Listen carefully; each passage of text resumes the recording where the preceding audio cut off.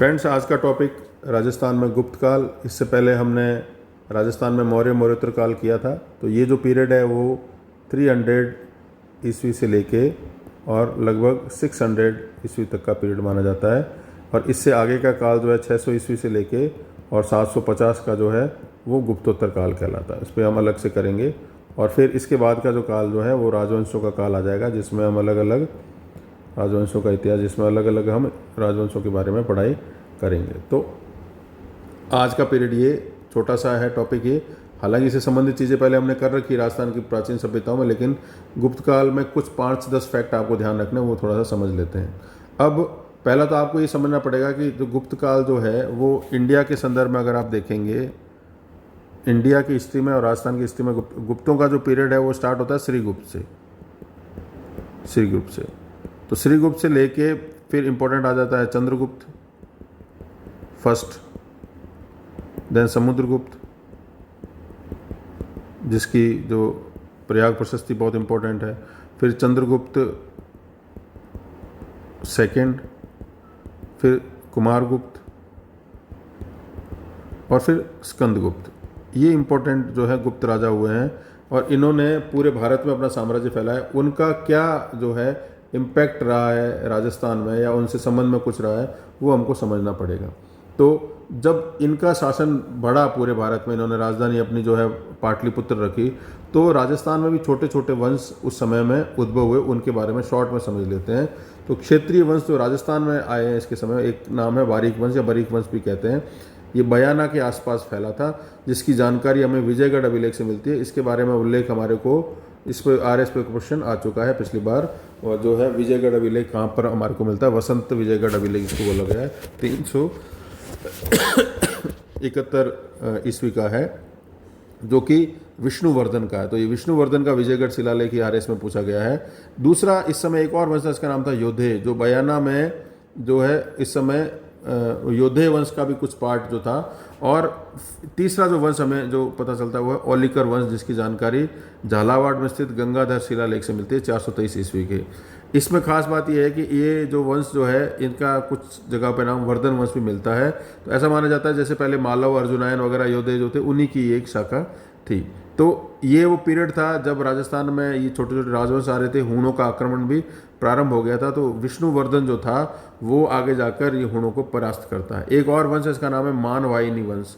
ये भी मालवा के सीमांत प्रांत में MP के बॉर्डर पर मिलता है। यहाँ की जानकारी भ्रमरा माता शिलालेख से हमको मिलती है। और ये पता चलता है कि छोटी सादड़ी के समीप में वहाँ का एक राजा जिसका नाम था गौरी, उसने इस मंदिर का निर्माण कराया था भ्रमरा माता का। कुषाण शक्ति का पतन हुआ, गुप्तों का आविर्भाव हुआ, तो उस समय पूरे राजस्थान में अर्जुनायन, मालव, योधे, आबिर जो थे ये आए थे। और उसके समानांतरी जो है गुप्त काल भी चलता है। तो एक 238 ईस्वी का अभिलेख है, बड़वा अभिलेख, कोटा क्षेत्र में। ये बताता है कि मोखरी वंश का जो है वो का शासन स्टार्ट हो गया था। मोखरी वंश जो था वो आगे चल के गुजरात में वल्लभी में अपनी राजधानी बनाता है, जैन संगीतों का आयोजन वगैरह भी करता है। तो ये पता चलता है बड़वा अभिलेख से। अगर प्रश्न पूछेंगे तो कौन से वंश के बारे में बताता है, मोखरी वंश का राजस्थान में कोटा क्षेत्र में कुछ जो है आधिपत्य था। यहाँ पर एक और वंश था, इसका नाम था नागवंश, जो पद्मावती का था। वो भी राजस्थान में उसी दक्षिण पूर्व क्षेत्र में था। तो राजस्थान में नागवंश के भी हमें अलग अलग जगहों से संकेत मिलते हैं। जो उस समय के नगरों के नाम भी आप सुनोगे, जैसे नगरी, नागदा, नागौर। ये नाम से ही पता चलता है कि राजस्थान में नागवंश जो था उसकी स्थिति थी। अब 300 ईस्वी में जब स्पेशली गुप्त काल चल रहा था, तो राजस्थान में अलग अलग क्षेत्रों में अलग अलग वंशों का शासन था। जैसे एक इम्पॉर्टेंट है अर्जुनायन, जो अलवर, जयपुर, आगरा क्षेत्र में थे। मालव है, ये जयपुर से दक्षिण में टोंक, अजमेर क्षेत्र में थे। योधे जो थे वो गंगानगर, हनुमानगढ़ क्षेत्र में थे और ये जो है बॉर्डर एरिया में थे। फिर बयाना में विजयगढ़ अभिलेख जो है वो उल्लेख बताता है कि वहाँ भी थोड़ा सा योधेयों का जो है प्रसार था। इनके बाद जो शासक है उनका जोहिए नाम मिलता है। मध्य भारत और दक्षिण पूर्व राजस्थान में जो MP बॉर्डर में, वहाँ पर आबिरों के शासन का उल्लेख भी हमारे को मिलता है।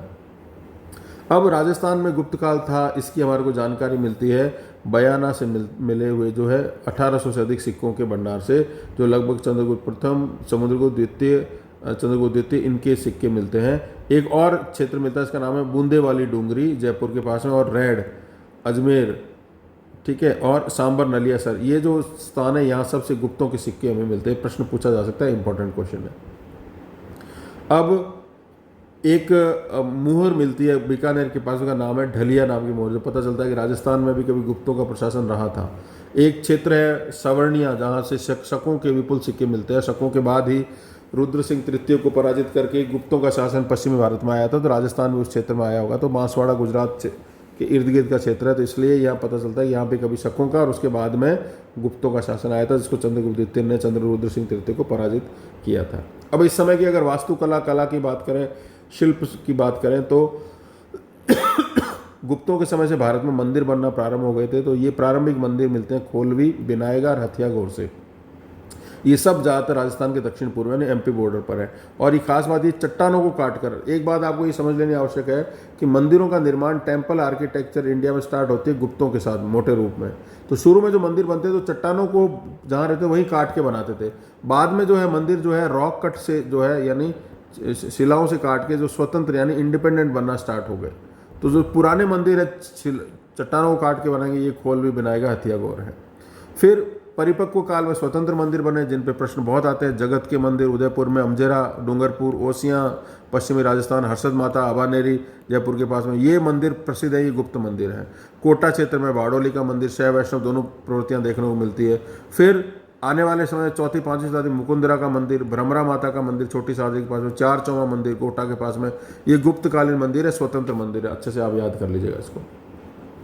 गुप्त काल में शैव धर्म, वैष्णव धर्म, बौद्ध धर्म, जैन धर्म, सबका एक साथ में विकास हुआ। तो अलग अलग धर्मों से संबंधित हमारे को वास्तु अवशेष मिलते हैं। इनमें जो खास करके मूर्ति कला के उदाहरण जो मिलते हैं, भरतपुर, कामा, निहार इत्यादि से विष्णु अवतारों की